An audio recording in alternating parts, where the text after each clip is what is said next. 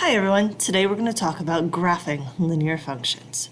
As we go through this, we're going to talk about two different methods. Our first method is to create a table of values and then graph.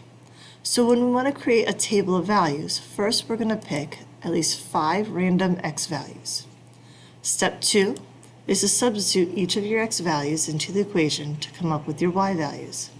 And step 3 is we're going to graph and draw your line.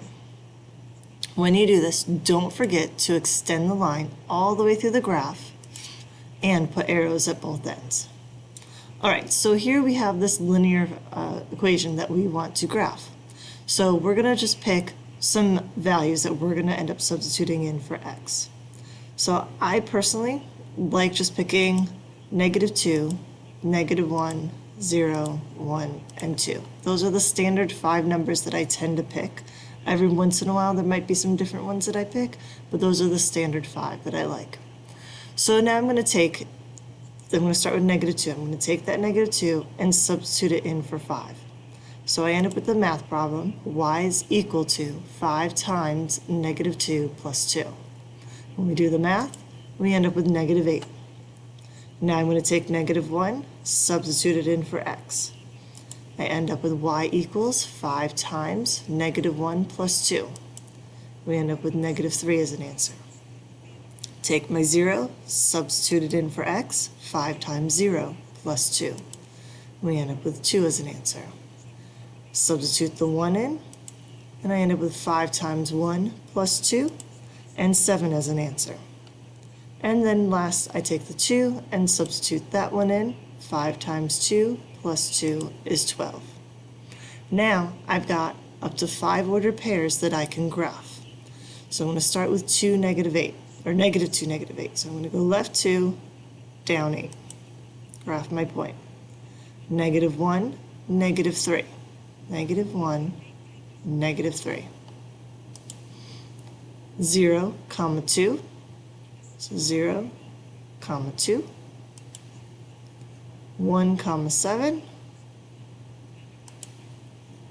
2, 12. Well, I don't have room for that one. It would be way up here, and I'm not going to worry about that. If it doesn't fit on my graph, I don't need to add extra lines on, so that's okay.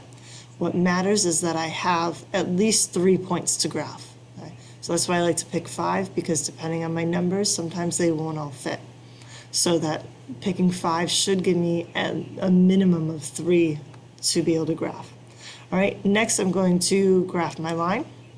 Remember, your line should extend all the way through the graph. Don't just connect the points that you've put on there, but extend it all the way through the graph and put arrows on both ends. Your points should be in a straight line. If any one of your points is not on that straight line, then you've done something wrong. They should be all in that same line. All right, I want you to come down here, and I want you to try this one on your own. Go ahead and pause the video now.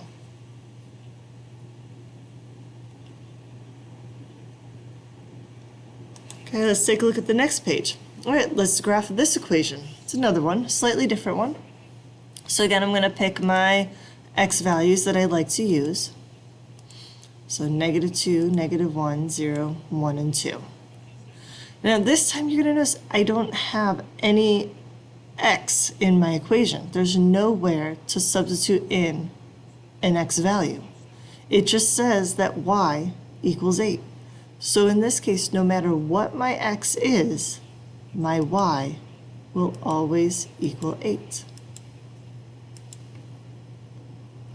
So no matter what x is, y equals 8. There's no x in my equation, so it doesn't matter what x is, y will always equal 8.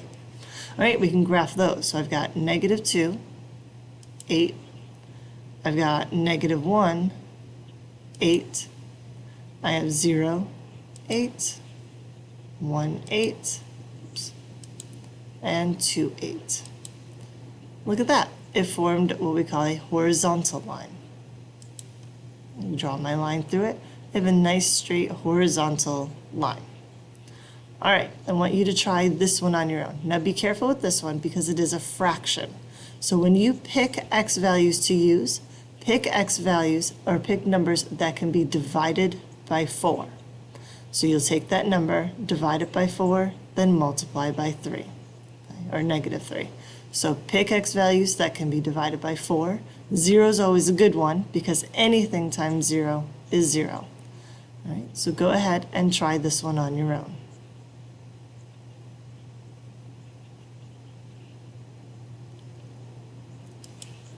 All right, let's take a look at method 2. So method 1 was just picking ordered pairs, putting it into a table, and coming up with the y values. Method 2 is a little bit quicker, a little less math, right? But not everyone likes this method. So first step is we have to identify what we call the y-intercept, and then we graph that on the x-axis. Then we use our slope to graph at least 2 more points.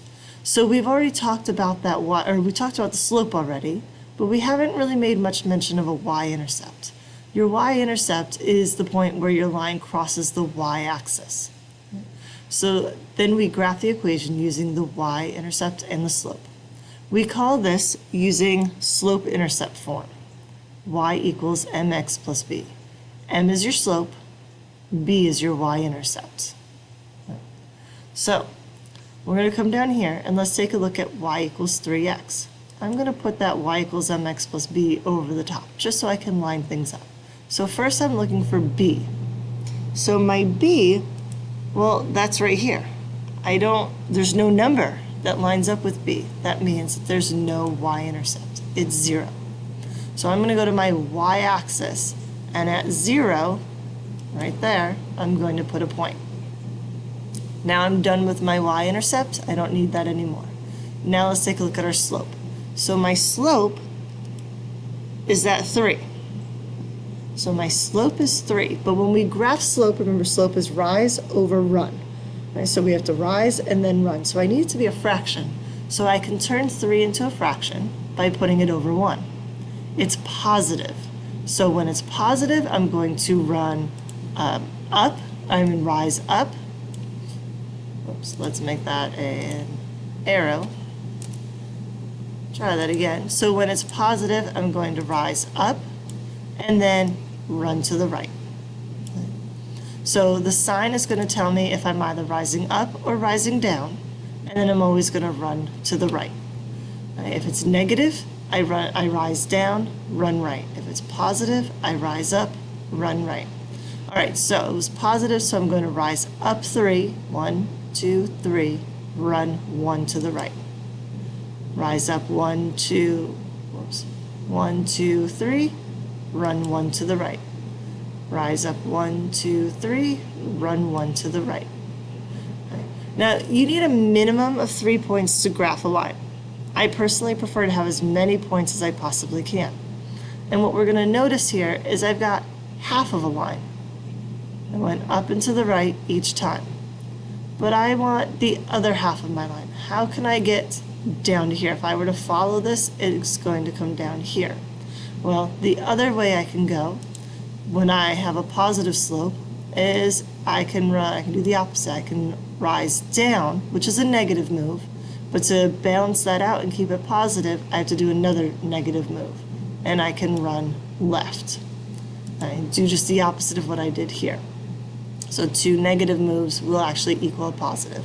So down 3, left 1, down 3, left 1. And I always go and put as many points as I possibly can on there.